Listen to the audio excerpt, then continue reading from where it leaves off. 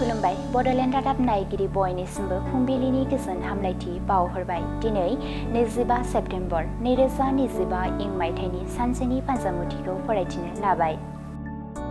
मेष राशि नखराव सुखु गोजोन फैगोन, बयजोंबो अनज्लायना गोरोबलायनानै थानो हागोन, गाहाम सान। वृष राशि आनजादाव उथ्रिसारनो हागोन, ओनसोलनि सुबुंफोरनि अनसायनाय आरो थुलुंगा मोनगोन, गोसोआव गोजोननाय मोनगोन। मिथुन राशि गिदिर खैफोद नुजाथिनो हागौ, गोबां दुखु जारला सहायनांगोन, गुबुननि मदद लायोब्ला गाहाम जागोन। कर्कट राशि खामानियाव मुखुब जानानै थानांगोन, थांलाय फैलायजोंनो देहाखौ मेंनाय मोनगोन, सांग्राङै सोलिनाया गोनां।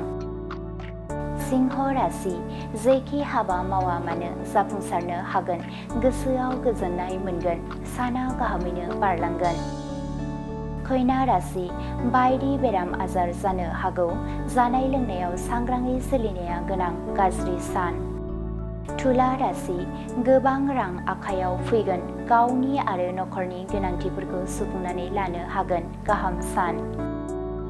वृश्चिक राशि देहा सावस्रिया गोग्लैसोगोन, बायदि बेराम आजार जानो हागौ, जेंना गोनां सान। धनु राशि गोजान जायगाफोराव दावबायहैनो मोनगोन, गोसोआव गोजोननाय मोनगोन, साना गाहामैनो बारलांगोन। मकर राशि गावनि आंगो लोगोफोरजों लोगो मोनलायगोन, बयजोंबो अनज्लायना गोरोबलायनानै थानो हागोन, गाहाम सान। कुम्भ राशि सोरजोंबाफोर नांज्लायनाय जाफ्लांनो हागौ, सानै हयै बाथ्रा बुंनाया गाहाम, जेंना गोनां सान।